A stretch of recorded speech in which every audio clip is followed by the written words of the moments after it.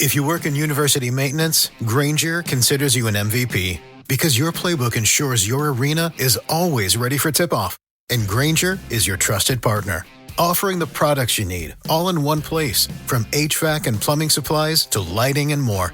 And all delivered with plenty of time left on the clock, so your team always gets the win. Call 1-800-GRANGER, visit Granger.com, or just stop by. Granger, for the ones who get it done. If you work in university maintenance, Granger considers you an MVP because your playbook ensures your arena is always ready for tip-off. And Granger is your trusted partner, offering the products you need all in one place, from HVAC and plumbing supplies to lighting and more. And all delivered with plenty of time left on the clock, so your team always gets the win. Call 1-800-GRANGER, visit Granger.com, or just stop by. Granger, for the ones who get it done. Once upon a time in the projects, yo, I damn near had to wreck a hoe. I knocked on the door. It's Ice Cube, come to pay a little visit to you. And what's up with them niggas in the parking lot? She said, fuck them, cause they get sparked a lot. I sat on the couch, but it wasn't stable. And then I put my nights on the coffee table. Her brother came in, he's in the gang banging, cause he walked up and said,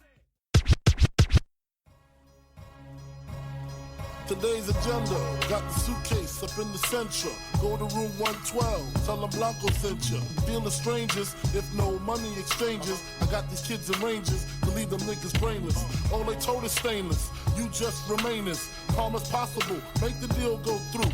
If not, here's 12 shots, we know how you do. Please make your killings clean. Slugs up in between, they eyes like true lies. Kill them and flee the scene. Just bring back the coke or the cream. And we are ready to roll. Hey, King Jerm, watch after you say it. This is a 12 podcast. And watch that giggle, man. That giggle. Yeah. You want to talk about an expensive giggle? Check this shit out. Hey, man, I ain't got it. I ain't got it. Ladies and gentlemen, thank you for listening. Thank you for downloading. And thank you for subscribing to the latest edition of the 12 Kyle podcast. I am your boy 12 Kyle. Man, check this out. You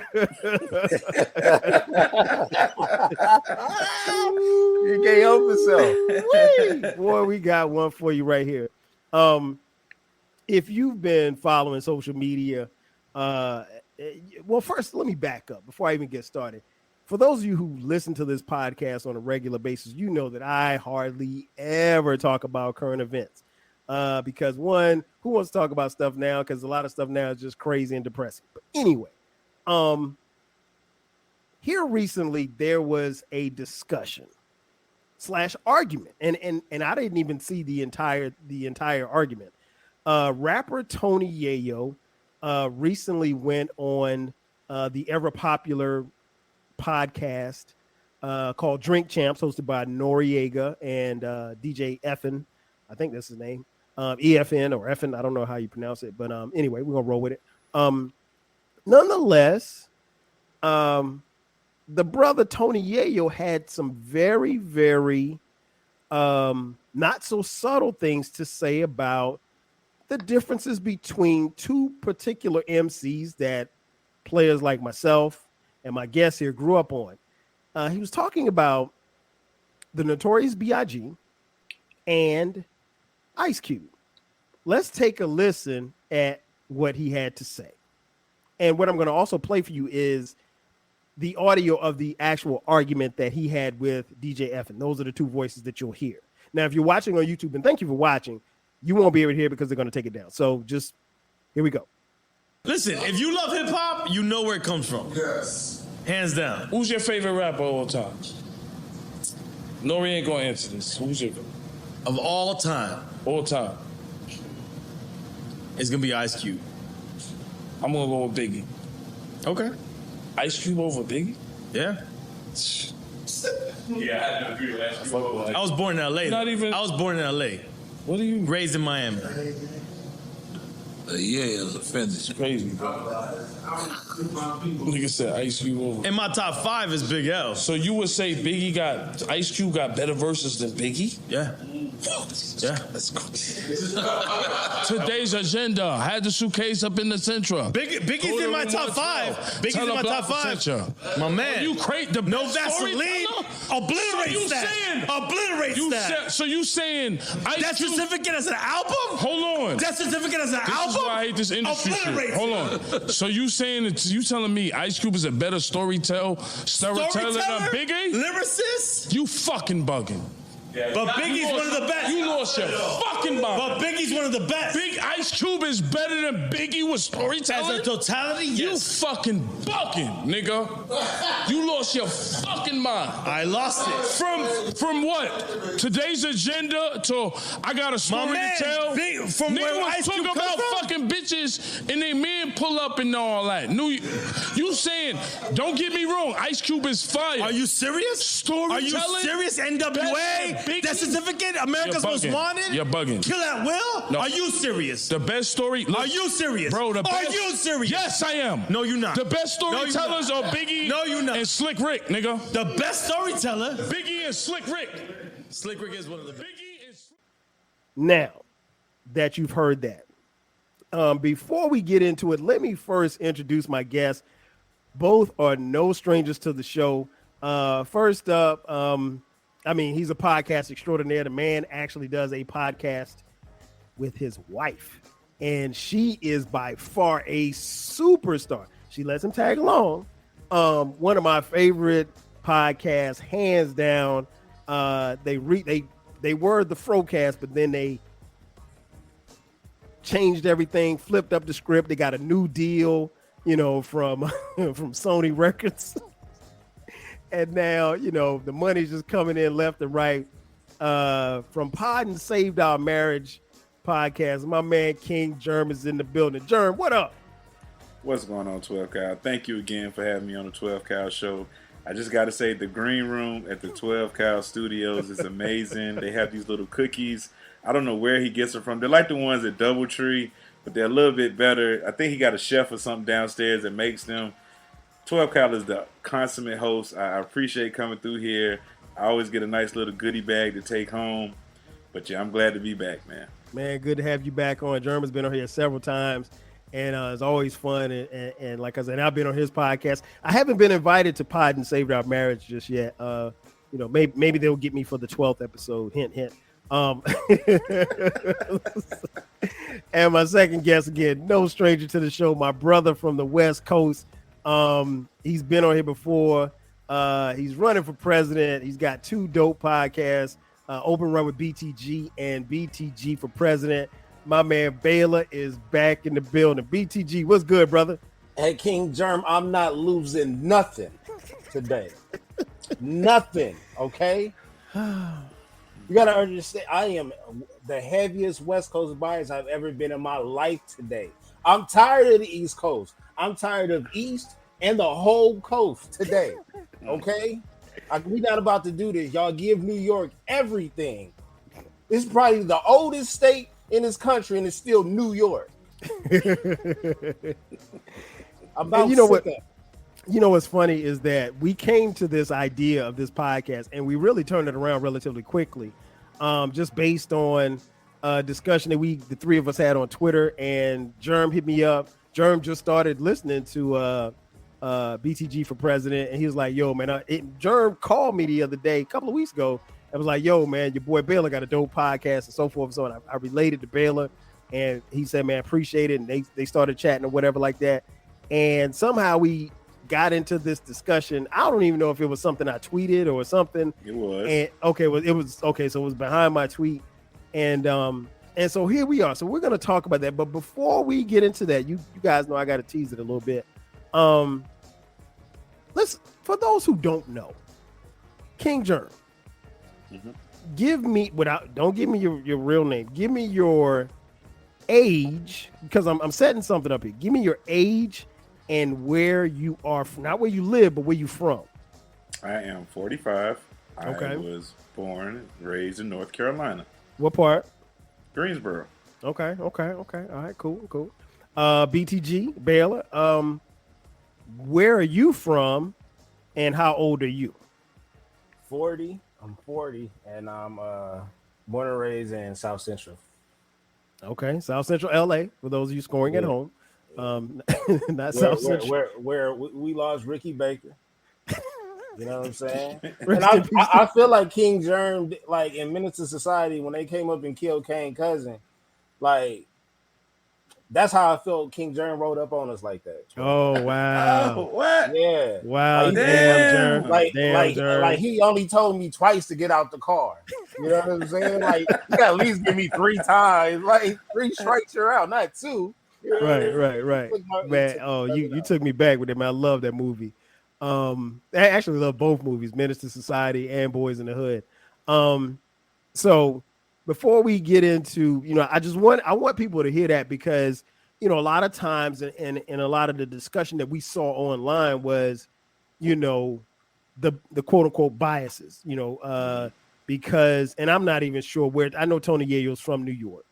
And one of the funniest things I saw was somebody on IG said, trying to debate a New York cat about a New York bias is futile, which is true because they are clearly, now, here's the thing about people, or at least the people that I know from New York, and I know a lot of people from New York, they will big up their, they are really entrenched as far as their boroughs is concerned.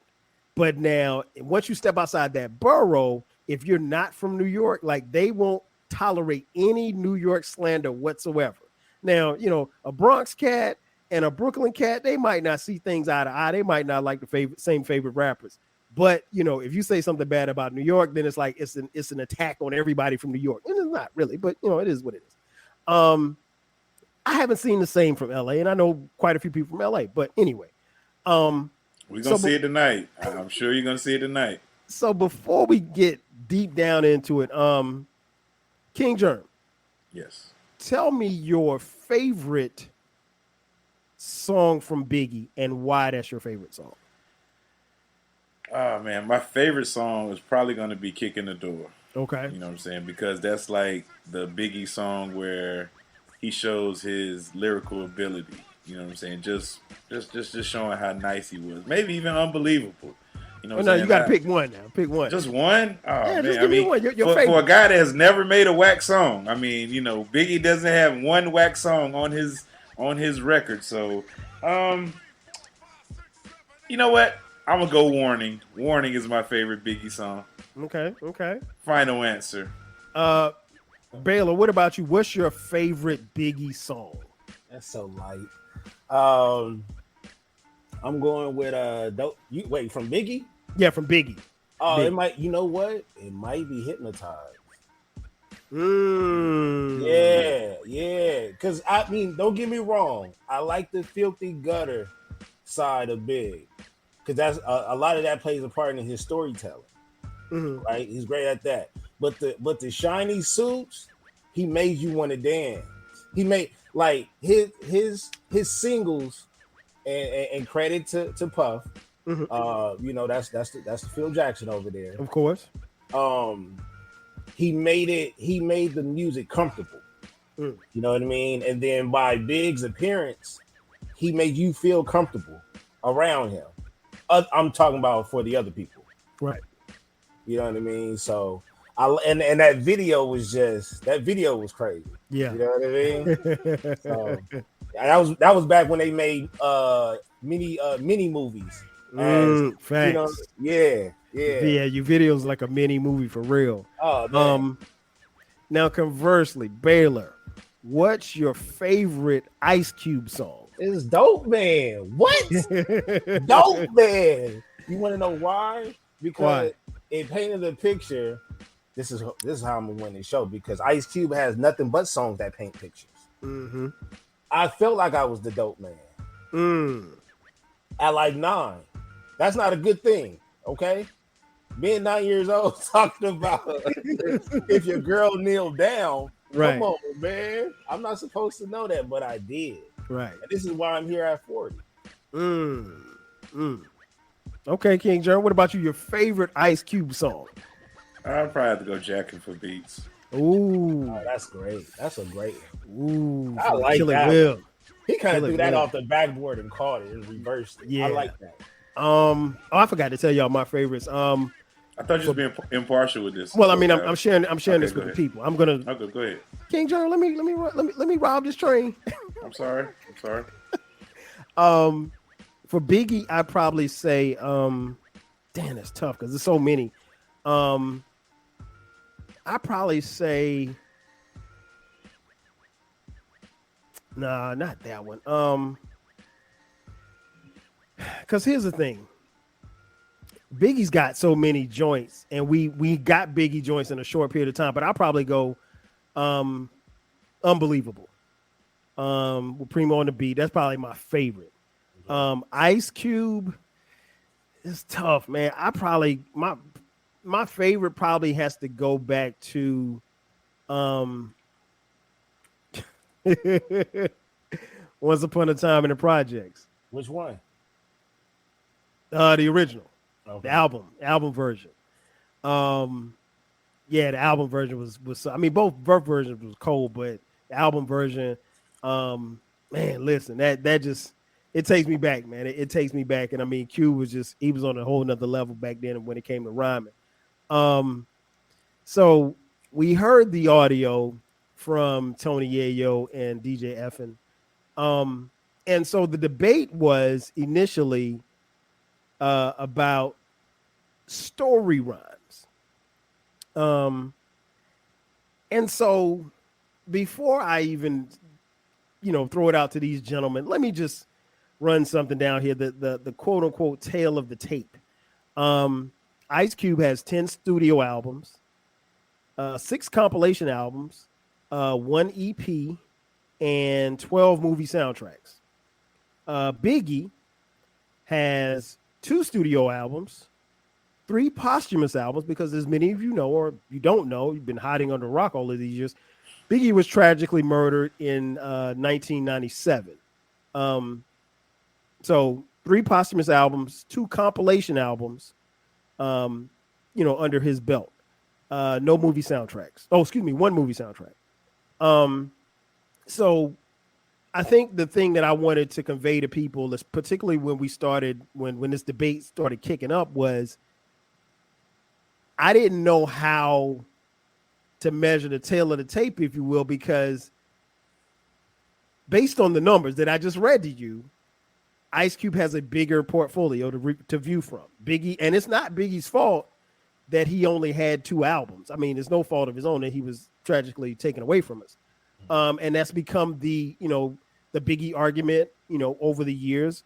And I remember one of my homeboys saying Biggie's the Terrell Davis of hip hop, meaning like, remember how the debate was when Terrell Davis was up for the Hall of Fame, and Terrell Davis had a very, very, and I'm talking about the running back from the Denver Broncos, for those of you who don't follow sports.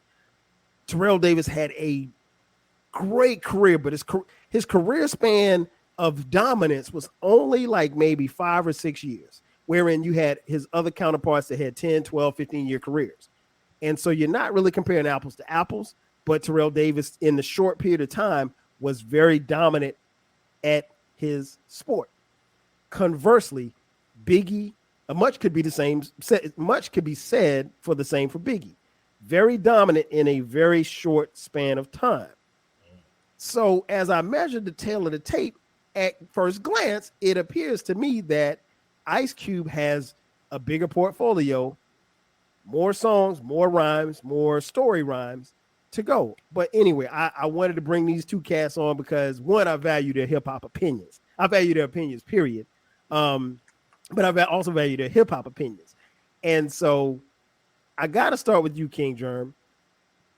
Who do you think the better lyricist is? Ice Cube or Biggie? I'm sorry, no. Before we go to lyricist, story rhymes. Who do you think writes the best story rhymes, Biggie or Ice Cube? The one they call the Rap Alfred Hitchcock. So that would be Notorious B.I.G. Okay. And why do you think Biggie has the better story rhymes? Because sometimes you could just close your eyes and listen to him rap, and he could just take you there to what he was talking about. Okay. And you could just close your eyes and visually see whatever he's talking about. Arizona run with the black Yukon and his man Two Tex to like to toe Two Tex, and when he get the bus, he like to ask who's next. All that stuff, he just takes you there. You know what I'm saying? So I go Biggie right there. Okay. Baylor. Who do you think between the two, between Ice Cube and the Notorious B.I.G., had the better story rhymes? It's Ice Cube, and we up by 30 in the third quarter. It's so easy. It's I don't see what we doing here, and the argument will always be that Big will be top 3 of all time, right? Mm-hmm. And I agree with that. But the only reason why I agree with that is because where his career stopped, that's where I left him. Okay. And at that moment, I said, that's that guy. That's their guy. You know what I mean? And he brought him out. Mm-hmm. He brought him out. Nip did the same thing. What I'm trying to say is Big was, if I had to put New York under a picture, it'd be under him. Okay. That was supposed to be their president, boss, general, the whole 9. You know?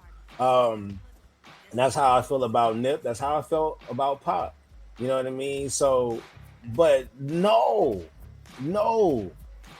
The championship cut off at a certain point, and my player kept going to the playoffs after that.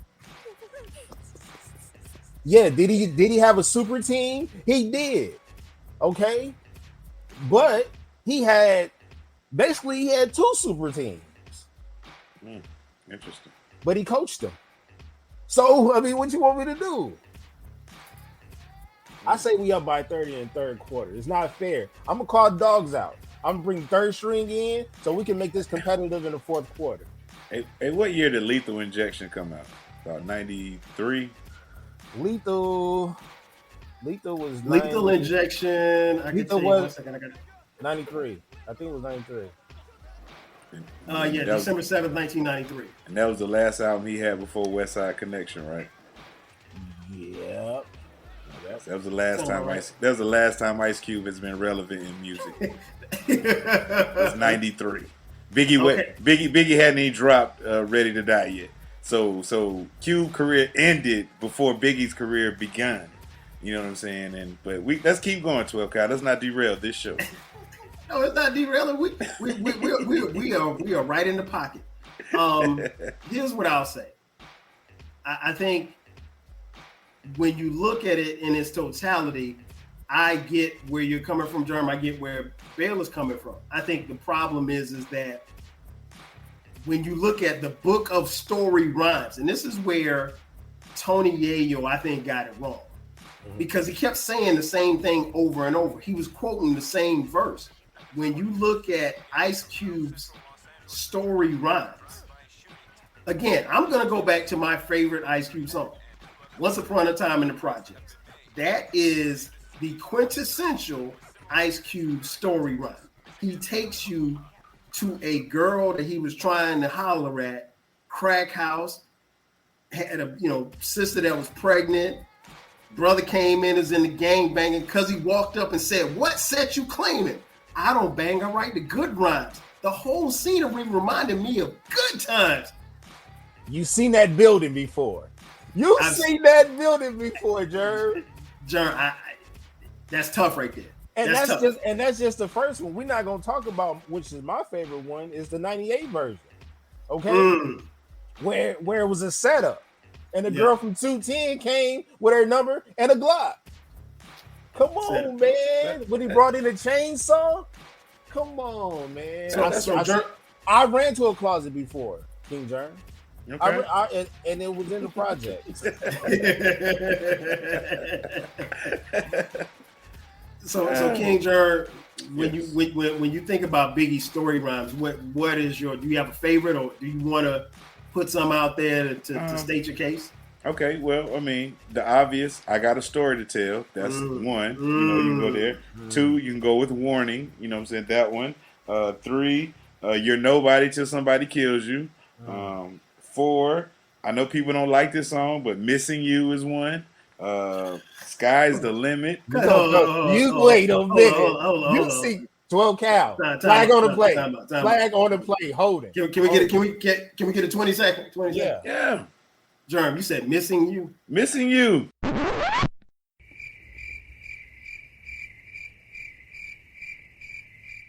Is that a story rhyme, Jerm? Yes. Yes. All right, Jerm. I'm about to pull it up, Jerm. I got 3 computers up, 3 screens up before just for this reason. Jerm is not about to convince the 12 nation, the 12. We're gonna call them the referees, okay, the officials. That's a love story.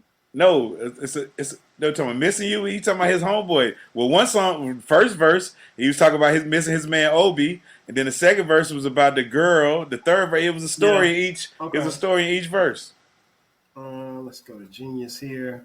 I remember selling 3 bricks of straight powder. Got my man to beat down to the third power. Didn't matter because spend the money in a half hour. He telling the whole story right there, man.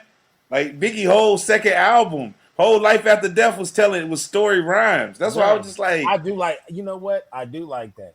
But how many people in the United States of America can relate to that? I mean, it's a lot of people out there that used to do dumb stuff with their homeboy. Not maybe to the effect of selling fake drugs to somebody that could have got them killed, but you've done some dummy stuff with your homeboys. You know what I'm saying? And you can relate to some stuff like that, man. Okay. So, Jerm, I got it pulled up here, right? Okay. And I'm listening. I'm looking at. We used to work all weekends and play movies. We rock flat tops. Our girls rock doobies. Made a killing, even though these knew my name. Eventually, you try to do me. So forth. So okay. So that's the second verse. He is. I don't know that this second verse is a story rhyme. Okay. It's a rhyme, and it is a dope rhyme. But I don't know if it's a story rhyme. I'm surprised you haven't said the one that I thought you was gonna say first, because I got something to combat that. What is that? Well, let Jerm get his story rhyme. So what else you got? What other songs you said for story rhyme? I didn't mean to cut you off. Suicidal Thoughts. Is you gonna run that one through it? That's a tough one. That's a tough one. Yeah, that's tough. Okay. What about Juicy? What about Juicy? What is the story about that? Juicy, the story from going from bad to rich. I mean, it was the whole story about how bad they had it and how good they have it now. It was you know what I'm saying? They went from Good Times to the Fresh Prince of Bel-Air, man. Come on, man. I think it's a fine line between telling the story and describing a time. We gonna roll with it though. You got Juicy. Okay. You got that one. What's beef? Ooh. See, this is what y'all do. This is what y'all doing. This is what Big does. Big will have a song, but then tell a small story inside of a song. Mm-hmm. I'm watching. Cinematic. I'm watching you. Let me see. Let me pull up What's Beef. Me and my bitch. What about me and my bitch? That's a hold on. Let's go back. I got the lyrics pulled up to Ralph at your hit kind of plays. This isn't a story rhyme, Jerm. Which one you tell me? Which one you on now? I'm on Niggas Bleed. No. I'm on What's Beef. What's beef? What's beef is a story rhyme. That's not a story. He's not telling a story. He's rhyming, but he's not telling a story. He's talking about his buddy Gutter kidnapping kids, messing with them, and then throwing them over the bridge. That's how it is. This thing is what? Okay, so let me stop you there, Jerm. Okay. He said that, but he doesn't mention Gutter anymore in that rhyme. If he was telling a story rhyme, the beginning would be about Gutter, the middle would be about Gutter, and the end would be about Gutter. I concede What's Beef. I'm surprised you haven't mentioned the obvious. I thought he was gonna say 10 crack commandments. I had that on my list also. No, I got a list 10 crack commandments on here. What else we got? Jerm, Everyday Struggle. Niggas Bleed is a story rhyme. Is? Yes, it is. Okay, I was just making sure. That was the one that Tony Yayo kept quoting. Yeah. Okay, I was just making sure I got Everyday Struggle on the list. We got Respect. You gonna let that one go? What? Everyday Struggle? I don't want to live no more. He talking about how he got to go to court and all that. Come on, then he talking about his man Tech. If every verse is a different story, come on, Kyle, work with me here. Okay. Yo, he He's giving YouTube clips. That's what he's doing. This is YouTube clips. All right, because I can't wait. Look, his storytelling songs is being under investigation right now. I can't wait till we get to my list. ain't none of mine's gonna be questioned like that. Not under the eyes of the Lord. Not today. All right. So what else you got, Jerm? Somebody got to die.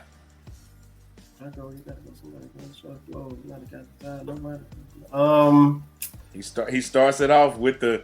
He starts it off telling him, painting the picture. Yeah. Okay. I'm freaking King Jerm with me to Vegas, dog. That's a story. Yeah, that's a story. Okay, so I gave you about. What about my downfall? You ain't gonna. Well, you're nobody. We already got that one. That's clear. That's 100% storytelling right there. Uh-huh. Yeah, and I think the thing that differentiates and the thing that differentiates two MCs here is that, like Baylor said, I think Biggie's telling a story within the rhyme, but I think Ice Cube is telling a story rhyme. Yeah, okay, so Jerm, you laid out about what, 6 or 7, right? Okay. I laid out about 12 Kyle. Okay. Well, I had to take a couple of them off the list. Okay. You better be glad I didn't say Big Papa. Big Papa what? That's not a story rhyme. How's that not a story? He telling about how he sees some lady tonight that should be having his baby. Oh my God. He's talking about eating cheese, eggs, and waffle steaks and all that, rolling up with his crew and my crew, and then we go, come on, man. Nah. See, I knew he was going to do this. Yeah. Jerm, I think you fell into his trap. Hey, I'm just saying. I knew he was going to do this. Okay. All right, so there we have it. Tail of the tape for Biggie. For those of you listening and scoring at home, because we want, it's not a lot of times that I do episodes where I actually solicit people's opinion. But if you listen, particularly on Spotify, there's a poll, and I'm going to create a poll for you guys who listen on Spotify to be able to vote. And it's going to be simply put, who's the better lyricist, Biggie or Ice Cube, and you can vote on Spotify. Sorry they don't have it on Apple and the other streaming platforms, but hey, it is what it is. Or you can comment on YouTube if you're watching as well. Please do. Okay, Baylor. Yeah. Story rhymes. You think that Ice Cube is a better story rhymer than Biggie? By far. And not only that, I don't even think Big has a better song than Today Was a Good Day. There's not a Big song ever created that's better than that song. Wow. Jerm, your rebuttal? Big can be let him talk. Big can be top 2, top 3, all he want. All we want. But he does not have any song in that catalog of his that's better than that track. Just waking up in the morning, gotta thank God. I disagree with that wholeheartedly. 100% Warning is better than that song. Warning is not played on the radio like that at all. I mean, Ice Cube stole a beat that we all familiar with. You so want to talk about stolen beats? You better. It already resonates. I mean, I get it. Look at Puff Daddy first. When you talk about, I get why we are so. This Today Was a Good Day song. Why it just because we used to that beat. That's Saturday morning, getting up, cleaning up. So it just brings us. Yes, that song is a dope song. Maybe Ice Cube's best song. Period. You know what I'm saying? But that was 30 years ago. You know what I'm saying? I was 14 when that song came out. You know what I'm saying? 13 when that song came out. And I get it. Great song. But Biggie got way better songs than that. Just to be honest, man. I think it's nostalgia. But that wasn't the question. He said, "Does Biggie have a better song?" I said, "Warning." A better story. If we're doing draft picks, like me and Eclectic doing the Eclectic Discussion podcast where we draft things. If we're drafting story rhyme songs, and Baylor says my number one pick is "It Was a Good Day" by Ice Cube, I'm going with "I Got a Story to Tell." I know you are, because you're not going with Warning. I mean, I would just match them up right there. Yeah. So I mean, wait, why would you pick that one and not Warning? Just because that's your biggest, that's your number, that's your heavyweight song. I'm gonna put one of my heavyweights right there. Okay. One of my head. See, that's the thing with Biggie. I got a whole clip full over here. With Ice Cube, you got a revolver. You got a revolver. No, I got a whole magazine over here. It's a big difference. We can go back and forth if you want to. I mean, that might be the best way to do this, 12 Cal. Okay. That might be the best way to do this. Well, you go first. I mean, we already just went first. We already went first. No. Okay. I never said I'm not going to use that song first. Okay, that's fine. I'm going to keep that one. Okay. So that works for me. You got anything on that list that can compare to Dope Man? Yes, I have plenty on this list. What's that? Warning. Warning ain't better than Dope Man.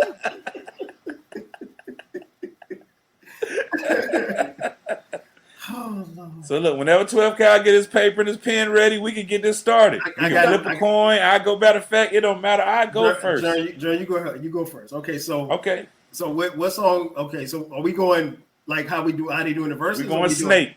We going Snake. Back and forth. Okay, all right. So Jerm, you pick your. All right, let me write Jerm, and then Baylor. All right. So Jerm, what you got for the first pick? My number one pick, I'm going with 10 Crack Commandments. Oh, easy. Okay, you want to break it down, or do you just want me to go? Jeremy, you want to tell them why you're taking that? Okay, one with the 10 Crack Commandments, Biggie is giving everybody a pseudo handbook on how to be a drug dealer. Now, I wouldn't tell you, I mean, this is good guidelines, but don't think that you could just listen to this and jump 10 toes in the game with the information Biggie gave you. It's very entertaining. You know what I'm saying? It's some things you should follow by. But as far as the artistic value of the song, delicious. He hits all the right notes.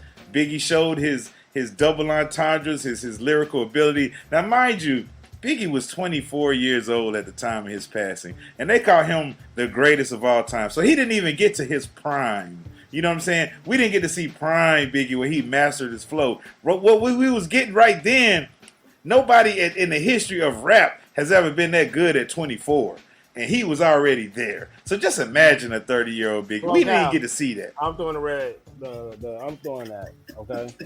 We didn't ask for all that. He gave us that's too much. He putting too much on it. But that's what Jerm does. But I'm glad he said that 10 Crack, because so he was teaching people how to be dope dealers, huh? Yeah. Well, my man was a little bit more political on our side. So to match that, I got How to Survive in South Central. Not only is he giving you directions on how to carry yourself when you come to LA, he telling you the women to stay away from and the dope dealers that your man taught how to do dope. Okay. Jerm, what you got at number 2? Okay, number 2. I mean, even though it's his turn, I'll go again. Oh, I'm sorry. Baylor, it's on you. Oh, I can go?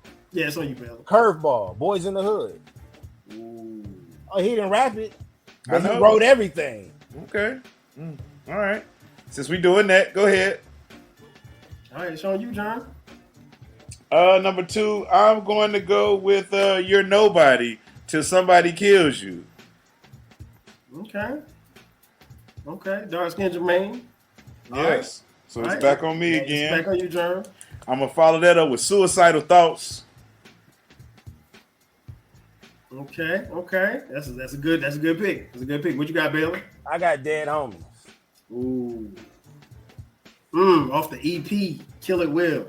Dressed in black, don't ask why. Because I'm down in the suit and tie. All right, Baylor, it's on you. Ooh, man, it's the perfect weather for the summer vacation. That's one of my favorites, man. I ain't gonna what lie. do you know? A drive-by in Missouri. Yes, sir. What you got, Jerm? Well, I got to break it out. Give me that warning. It's time for warning. Okay. That beeper sound still scares the hell out of me when I'm playing it in the car. Hey, man. Yeah, the lyrics from Frank White should scare you too, guys. How he was just so surgical with it. He was just technical, just all that good stuff. All right, we're at 5, Jerm. What you got? Well, I mean, I got to do it. I got a story to tell. Number 5, bringing up the rear. Number 5, I got a story to tell. The Notorious Glorious. Okay. Speaks for itself. What you got, Baylor? What's the point of telling the story if you ain't nobody there to record it? Who got the camera?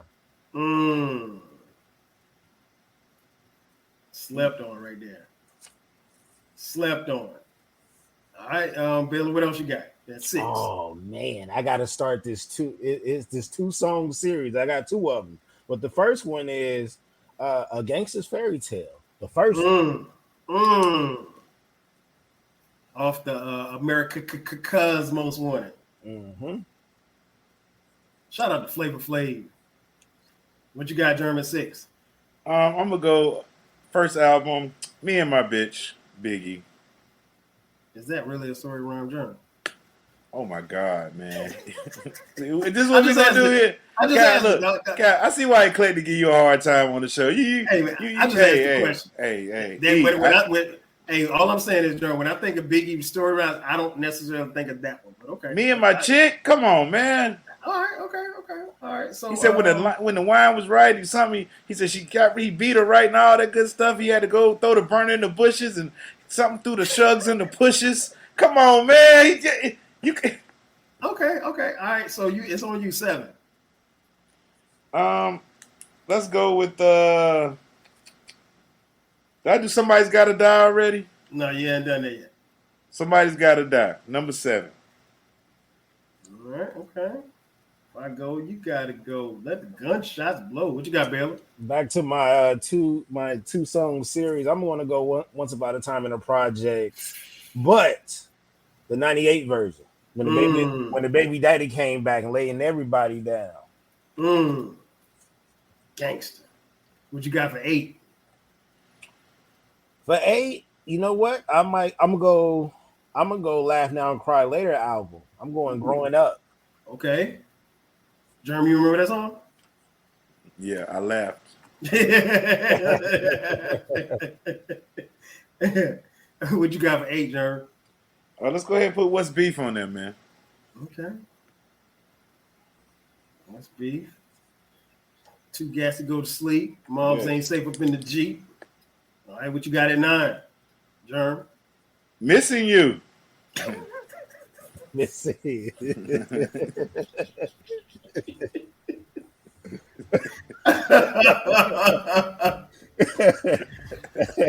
Oh, Lord. Oh, man. Baylor, what you got at 9? I'm going with Fairy Tale 2, the second one. All right.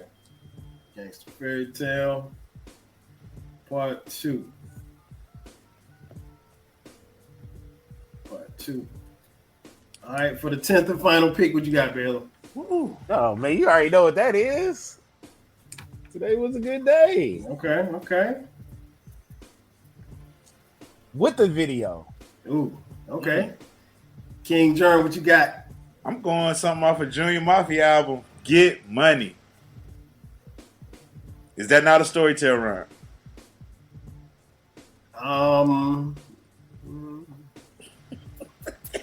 I mean, you picked it. I didn't think Get Money. I didn't think of that as a story. Are we gonna post these results? I want to see the results. I mean, we can. We definitely can. At least post the song side by side. I have to ask you, Collector, how you do that, because I could probably figure it out. Maybe put it on the You could just have the list and just have vote A or B or something like that. Yeah, make it easy for on you. On the notes or whatever. Yeah. I heard what Jerm said about NWA being a little ranked too high on his show. So I'm just saying. I'm a little salty. But it's the truth, man. Outside of fuck the police, they wasn't talking about nothing. And they was talking Jerm, about running from the police. How dare you, Jerm? You know better. Kyle, listen. I'm just being real. You know, how far is North Carolina from Atlanta? About 5 hours. Yeah. Okay. I see why you. Okay, that is the Outcast bias. I like it. I see what it is. I'm a true Outkast fan, not like that guy over in the corner over there. Man, listen, there's no bigger Outkast fan. He can't even go outside no more after them comments he made on his episode, man. And listen, I'm the only person listening to this podcast that actually was in the studio when they created equipment. So you can't say that. You see that? Again, let me update the list. Man, listen. Okay, so yeah, we're gonna put it out there. When we talk about, I mean, obviously we talked about story rhymes, but lyrically, you want to talk about lyricists. I think we're talking about two of the dopest lyricists ever. King Jerm, if you had a list of lyricists just off the top of your head, where does Ice Cube fall on your list of lyricists? Not in the top 10.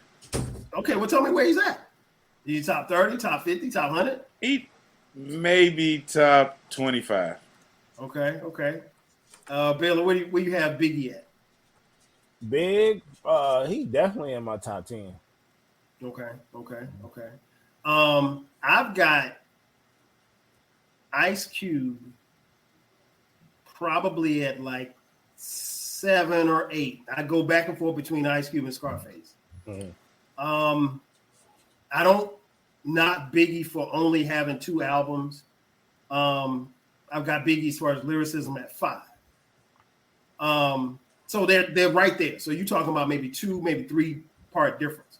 Mm-hmm. I think where the difference comes in at, and all biases aside, because I love both MCs, I think where the difference is that Ice Cube's Biggie's a slightly better lyricist, but Ice Cube's a better storyteller. And you can hear it just in rhymes. Now, we only went to 10. I have a funny feeling that if I extended it to 15, Jerm is going to run out of songs. You think so? I mean, well, it depends on the 12 Kyle list of what he considers as storytelling and not. Well, all I'm saying, even if I said, well, Jerm, even if I don't say Missing You and none of these songs aren't story rhymes, I think eventually you're going to run out of songs. I mean, he's got a bigger cat. He's got 10 albums. So even though all of his songs weren't story rhymes, you're going to run out of songs pretty quick because he had an album and a double album. So that's 30 and a gaggle of singles and features. Yeah, but I mean, we all know who created more music.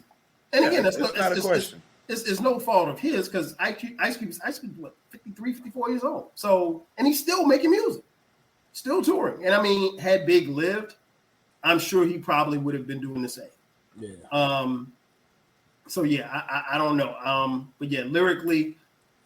So Baylor, where do you have Ice Cube lyrically? In your top whatever. It's the same. It's the same. It's within the top 10, but I can't tell you where if I really had to sit down with it. Because if we're just breaking it down by lyricism, then that's one thing. But I might get that confused with my top 10 in general because it's not far off. Like their ability and their attributes is not far from where they're ranked at. Okay. What about you, Jerm? Where are you putting Biggie as far as lyrically in your top what? Top 5. Okay. Where do you have him ranked in a specific spot in the top 5, or you just got him? Where you got him at? I got about number 2. Well, no, Biggie number 1. He's still number 1 in my book. Okay, so Jerm, I gotta ask, who's in your top 5 lyricists? Lyrically? Yeah, lyrically. Okay, we got Black Thought, Fonte. Wait a minute. So tell me who's 1, 2, 3, 4. 5. Oh, okay. Okay, so 1, I probably got Biggie. 2, I got maybe Jay-Z, depending on the week. 3, I got Fonte. 4, I got J. Cole. And 5, I got Black Thought. BTG, you got a top 5 lyricist?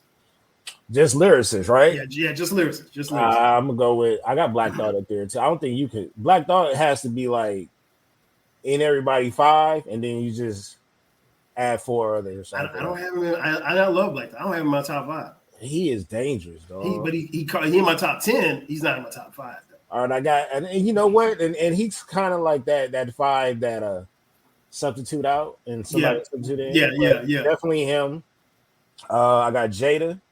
Nas, K-Dot, Kendrick, and man, for some reason, man, he always been floating around, but Redman. Oh, Ain't bad. that's cold right there. Like, That's cold. and he's probably not even in my top 10 overall, but he was. Yeah, it's just he's one of those artists that I've always been around since I was a youngster, and he was different. Definitely did. I probably say lyrically, I go Biggie at 5, Jay-Z at 4, KRS-One at 3, Nas at 2, Rakim at 1. And I had Jay-Z higher, but Jay-Z, it seems to me like every album he makes, he keeps falling. So he been spit some bullshit lately. Let's keep it 100. I mean, yeah, he has. And so, like, if you ask me a year from now and he has an album come out and the album is trash, like these last couple albums have been, he might not be in my top 5. Because I think Biggie's pretty solidified where he is. You know, Scarface, Ice Cube, Black Thought, G-Rap, LL. I mean, all of those.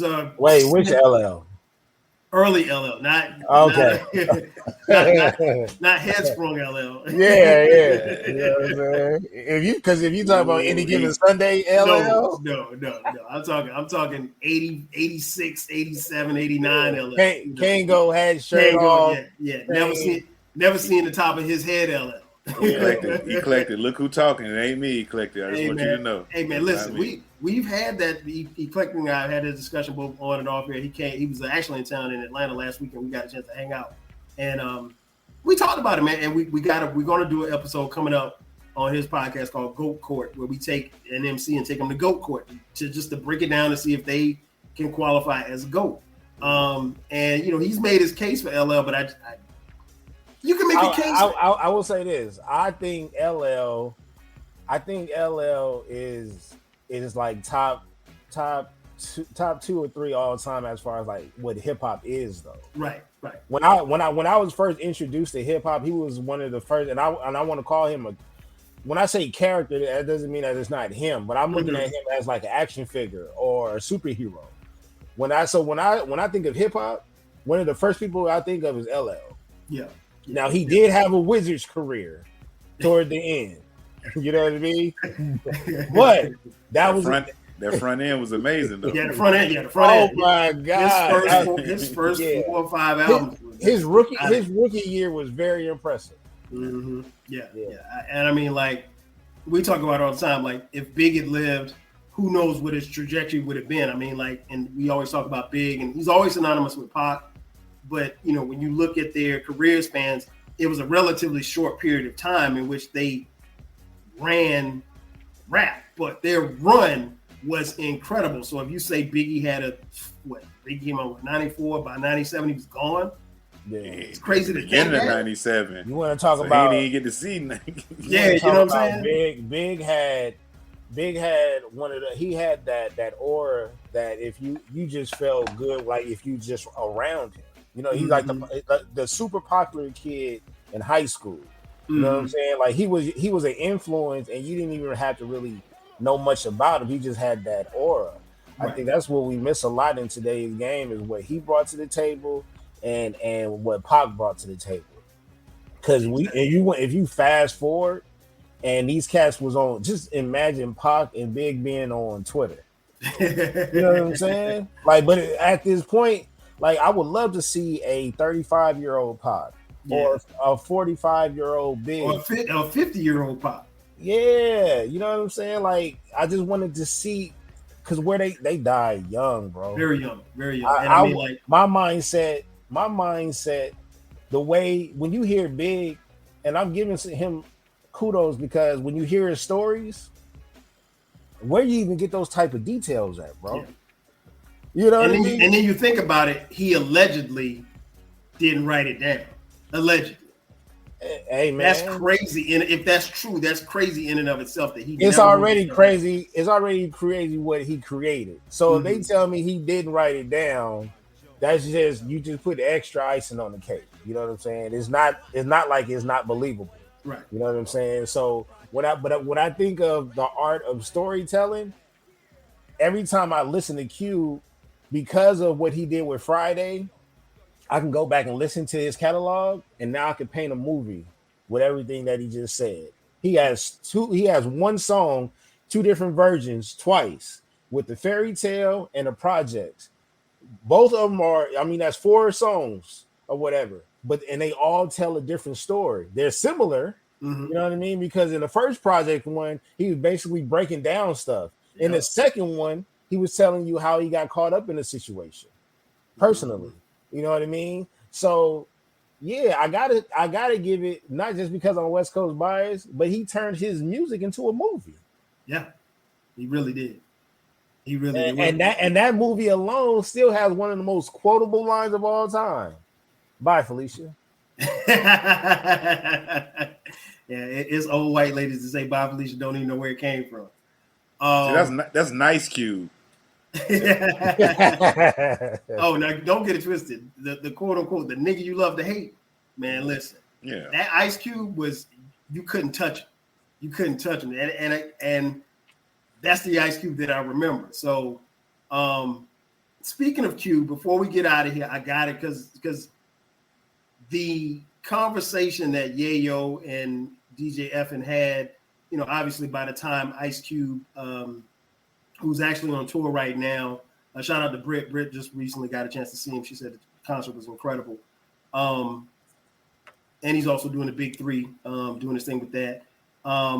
So Ice Cube was doing an interview here recently, and whoever, I think he was interviewed by Who Kid, and Who Kid asked him about, you know, he told him about the argument that the two were having, and then he asked Ice Cube about diss records, right? And he asked Ice Cube where he thought No Vaseline sat. Let's take a listen and hear what Cube had to say. You bigged up 50 years of hip hop. You know, I read this lineup the other day with the best diss records. You were like number 3. I think Hit 'Em Up was. Yeah, I was like, what? No Vaseline. Number 3. No Vaseline was number 3. Even though it was who's number 1, man? Tupac, Hit 'Em Up. Come on, man. And how's Tupac number 1 when he needed help on that record? Me, No Vaseline, One MC. You want to hear who's number 2? I took out who? Ether, Nas. Nah, man. I love Nas, but it's not. One motherfucker, me, took out 4 niggas and the manager. Wow. I mean, damn. You got to give me credit for that. Group was over. I don't know if they made another record after that. So, nah, man. So I gotta ask the two of you, King Jerm, where does No Vaseline rank as far as your all-time greatest diss records? It's definitely in the top 5 because how personal it was, and the fact that my nephews, they were like 8, 9 years old, they know this song word for word, lets me know that the impact that it still has to this day. Like, I mean, back when you seen somebody, like back in the days when you diss somebody, you know, you touch them up a little bit. But when he touched these dudes up on No Vaseline, it was a whole nother level. He gave each one of them a verse. Like, he just decimated the whole crew. So it's definitely a top 5 diss song. Like, if not top 2, and it might not be 2. So I can't take that away. Okay, so Jerm, you playing politician. Where you putting it at, Jerm? I said it's top 5. I mean, it just depends. Yeah, but then you said it's top 2, and it's not number 2. And it might not be 2, so it's one of the top. It could be top 2 diss songs of all time. Okay, so what are you putting if it's 2? What are you putting ahead of it? There you go. I gotta ask these. I'm interviewing. I gotta ask. Dang. See, give me a second to think on that. But I know it's up there. It's up there. It's up there. Hold that thought. I'm gonna go to Baylor, and I'll tell you what I'm thinking, and I'm coming back to you. Okay. Baylor, diss records, No Vaseline. Where are you putting it? Number 1. Okay. Number 1, and solely because he had all the information, and you had no choice but to believe it. Fact. Because without him, truth be told, Eazy-E will still be the street legend. But because of the Ghost Rider, now he is street legend and a hip hop legend. One of the most iconic tracks of all time. One of the most sampled beats of all time. Facts. Right? And the opening line is, "Come on, man, everybody know it." No, I've never had a lowrider in my life, but how many times have I been cruising down? Come on, man. Come on, man. It was. Not only that is he stripped away everybody's character, and what made matters worse is that he had a baseball bat and went to go get. In the midst of all that, a lot of people attached to him because he played the political game. You know what I mean? He hasn't had an album yet where he hasn't said something about the government. He's been saying, I mean, we talking about almost 30 years ago, and he got a song called "Who Got the Camera." Yeah, he was quote unquote woke for a while. For me, it's number one, and it's not. I think there's a distance between 1 and 2. I never have dinner with the president. And when I see you ask again, I'll be hesitant. I mean, much like what Baylor said, like he gave a bar for everybody in the group. Now, keep in mind, you have to. I think the thing that makes No Vaseline so dope is what it is that. It definitely feels different and sounds different if you were alive and outside at that particular time. You know, if you're 20 years old and you listen to it now, so you're like, okay, well, you might get it, but you got to understand. Why is he so angry? NWA they called themselves the world's dangerous crew, and that name was well deserved in hip hop circles. Now, keep in mind, we didn't have the internet, we didn't have social media. So a lot of what NWA talked about, we just assumed that they did. So if they were these bad guys in hip hop and rap, we just assumed that whoever they said they shot them. Whoever they said they beat them up. 12 Cal. Even if none of that stuff was true, right. Even if it was never true. Their influence was strong enough for a wrestling company to invent the so-called New World Order. NWO, bro. Come on, man. Yeah, man. It was definitely something. So, and the thing that I always say about No Vaseline is there was never a response from NWA. Never. Just to clear that up real quick, Baylor. The WCW used to be called NWA before they changed their name to WCW. But back in the day, yeah, correct. It was called NWA. Yeah, it was called. Yeah, it was a National Wrestling Alliance. Yeah. It was that pretty much was in the South though. It was pretty much in the South. We used to watch wrestling on Saturday mornings. Yeah. So I'm gonna throw it back to you, Jerm, before we get out of here. If you got it at 2, what's at 1? Number 1 is either going to be Back to Back by Drake or. Wait, what? I'm kidding. Oh, I was about to cut this damn podcast off. Calm down.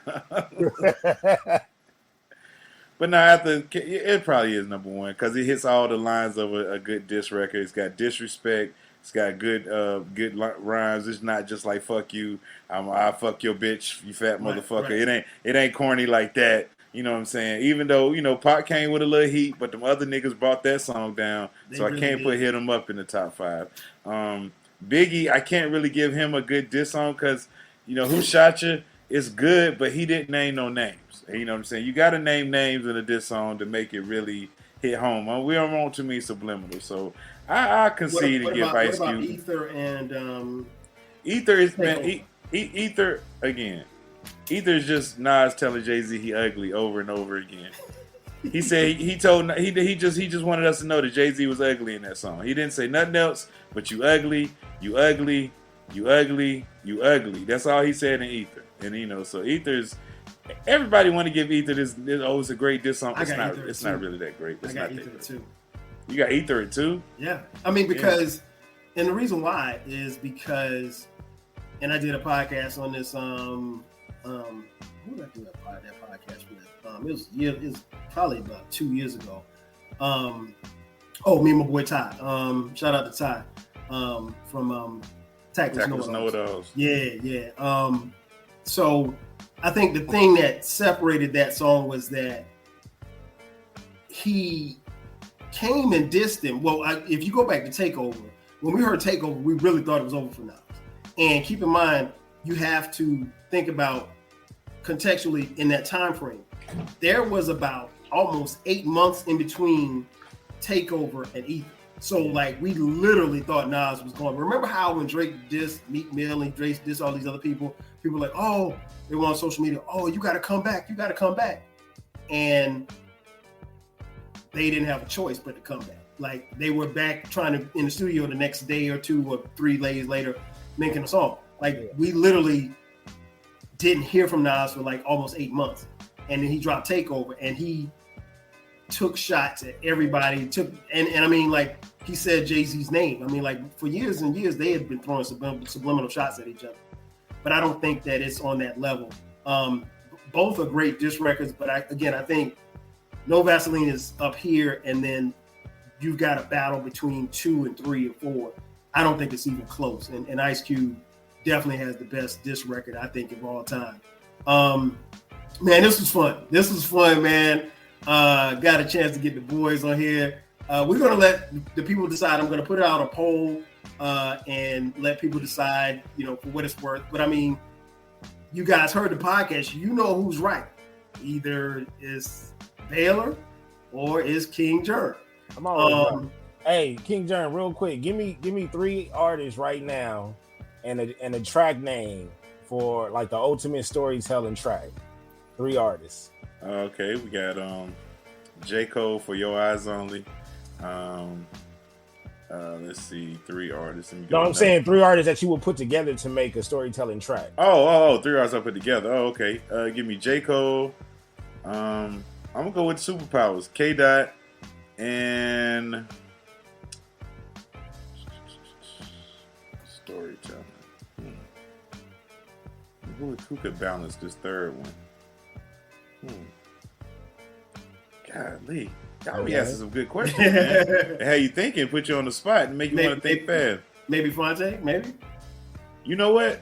That would be fucking amazing. There you go right there. Fonte, Cole, and Dot. Give me that. I'm gonna give you this. It's a cold one, and I'm gonna call it track Neighbors, right? Okay. The track is called Neighbors. I got Ice Cube, Biggie, and Eminem. I will be with you till you put that Eminem on there. Hey, that wasn't but I ain't gonna lie though. Stan is one of those songs like that's visual right there. Like that Eminem did his thing on that one. Like I can't take it from him with Stan. I just got so tired of that song so fast though. Oh yeah, they played that song out. It's just death. But it is a great story run, and it's one of his most memorable and How do you feel about the game when he did the Black Shem Shady? I liked it, but it's not for this generation. Remember, it was basically like Game showing y'all like, look, I can do the same thing with Eminem doing, but y'all ain't receive it the same way. And I was just like, how y'all ain't pick up what he was doing? He stole Eminem's whole flow to show y'all like not anybody can do it, but it can be done, but y'all ain't receive it the same. He showed that he was talented. Talented to do it. But exactly. But he's the game, and at that time, like it's, people are, and it might still be this way to this day, but people are either on or off a game. Like you run into very few people be like, 12 Count, that album was good, bro. Was it a last one? Yeah. It was good. No, he had 40 tracks, man. I can't listen to 40. But I'm gonna tell you, out of all those tracks, it wasn't a bad shooting percentage at all. Okay. It wasn't. He really had some tracks on there. It was good. The thing is, it's his character. At the end of the day, because when he dropped 300 bars, he had everybody in the chokehold. If he would have dropped that Eminem track right after 300 bars, he probably would have got a better response. It's not for this era though. They don't appreciate music how we appreciate it. They don't appreciate bars these days. They do not. They be like, they don't want to hear that shit. They be like, yo, stop rapping at me. Like that's basically how they just want to feel.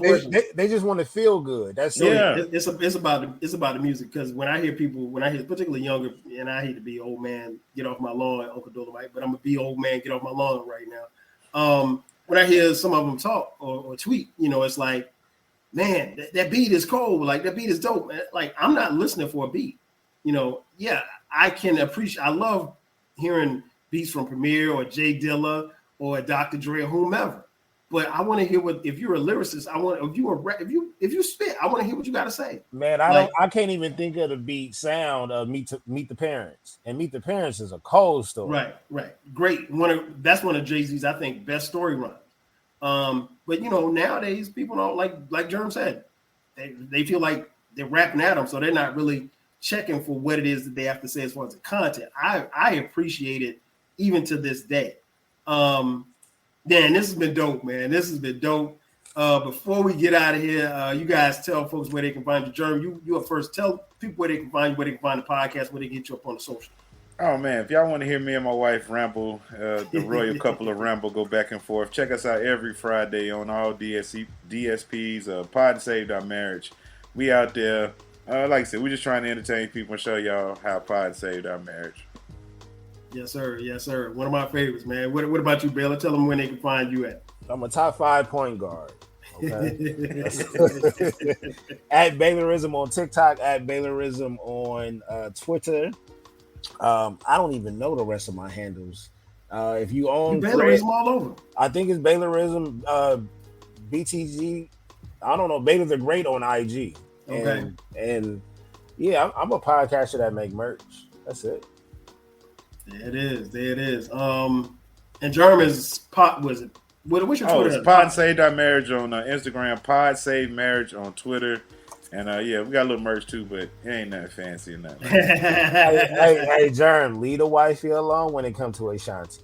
Okay. Hey, look, she need to leave me alone, bro. Like, shoot. Like I said, man. Hey, look, when he said the first two names was, I forgot the first. Oh, you said Beyonce. That was Janet, a Beyonce, yeah, and then Janet, right? So if you say Beyonce or Janet in our generation, they already know what it is. They know that's our childhood. Right. You know, when they come to Janet, that's our childhood. Exactly, right there. Beyonce, that's obvious, fine. Yeah. When he said Ashanti, I said, okay. Now he playing around. That's like you got to sneak her name in there. Hey man, listen. Let me tell you something. With fire. When you listen to their podcast and it sounds like Queen Jerm about to bust his ass, she ain't playing. Like it's no acting. She really is like. And like I remember, like the first couple of times I heard Jerm and Queen Jerm on the podcast, I really was like fearful because I was like, yo, he just and like he said something and he walked himself into, because we all been married a long time. He walked himself into this argument. I was like, no, Jerm, don't do it. I'm in the car like, no, don't do it. And but yeah, they cracked me up. The podcast arguments when he said, I think they was naming all names. He was like, hey, you not going up there. You not going.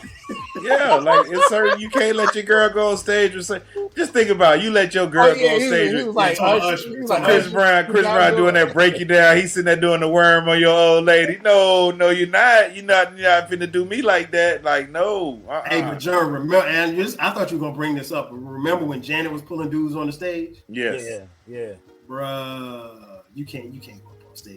Hey, look. Hey, you know what? I did some research about that, right?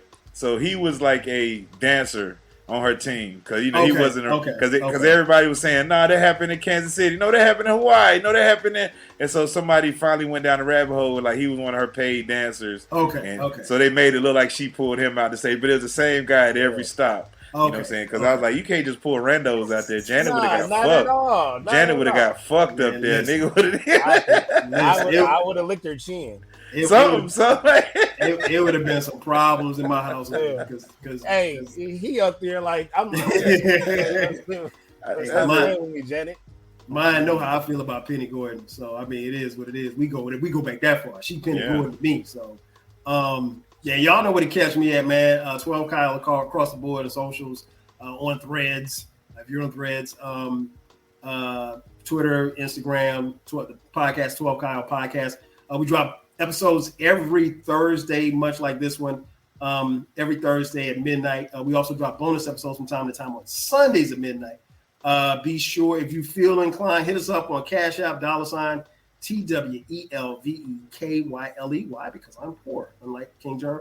So that's going to do it for us, man. Again, I got to thank my boys for coming through. BTG, Baylor the Great, and the Great King Jerm, man. This is going to be another episode of the 12 Kyle podcast where we talked about Biggie versus Ice Cube with King Jerm and Baylor. That's going to do it for us. We'll catch you guys next time. 5,000. If you work in university maintenance, Granger considers you an MVP because your playbook ensures your arena is always ready for tip-off. And Granger is your trusted partner, offering the products you need all in one place, from HVAC and plumbing supplies to lighting and more, and all delivered with plenty of time left on the clock, so your team always gets the win. Call 1-800-GRANGER, visit Granger.com, or just stop by. Granger, for the ones who get it done. When the insurance company doesn't pay what you deserve after you've been hurt in an auto accident, the law firm of Greenberg & Betterman is here to help you. Get a free consultation today. Visit gblawyers.com, that's gblawyers.com, and feel better.